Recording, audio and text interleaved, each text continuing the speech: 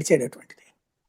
సరే, రాజ్యాంగ సవరణ అవసరం డీలిమిటేషన్ అనుకున్నప్పుడు అన్ని పార్టీలని సంప్రదించి ఉంటే బాగుండేది. ఇవాళ ఆర్కే పలుకులో ఆయన కూడా రేజ్ చేసిన పాయింట్ ఇది. నిజంగా అదేమన్నా ఇంకొకసారి చేస్తే ఇది ఏమన్నా సక్సెస్ అవుతుందా? సిగ్గుండాలి, ఆయన రాయడానికి సిగ్గుండాలి, మాట్లాడడానికి సిగ్గుండాలి. అందరూ ఎంపీలతో మాట్లాడారు, ప్రతి పార్టీతో మాట్లాడారు. వాళ్ళ సలహా మేరకే 50% తీసుకొచ్చింది. ఖచ్చితంగా అందరితో మాట్లాడాడు అమిత్ షా. అంటే అఖిలపక్ష సమావేశం పెట్టారు. డ్రామా ఎందుకు? అది డ్రామా అంటారు. అప్పుడు అఖిల పక్షంలో ఇట్లాగే ఉంటది. ఒకడేమో ఈ లెక్కన, ఇంకోడేమో ఇప్పుడు వద్దు తర్వాత చూసుకుందాం అని మాట్లాడతాడు. ఇక్కడ అఖిల పక్షానికి బాధ్యత ఎక్కడ సచ్చింది? మన దేశంలో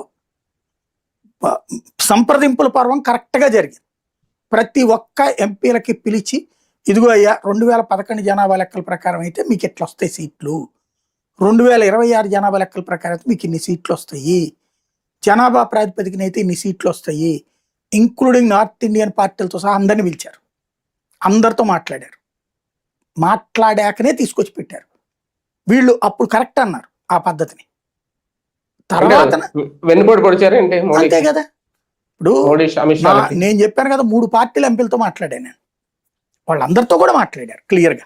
డిఎంకే కూడా చెప్పారు. డిఎంకే కూడా ఎంపీలు కూడా ఓకేనే. కానీ చివరిలో రాహుల్ గాంధీ ప్లానింగ్ కూడా కాదు, మేబీ అది ఆ సోరోస్ గ్రూప్ వాళ్ళ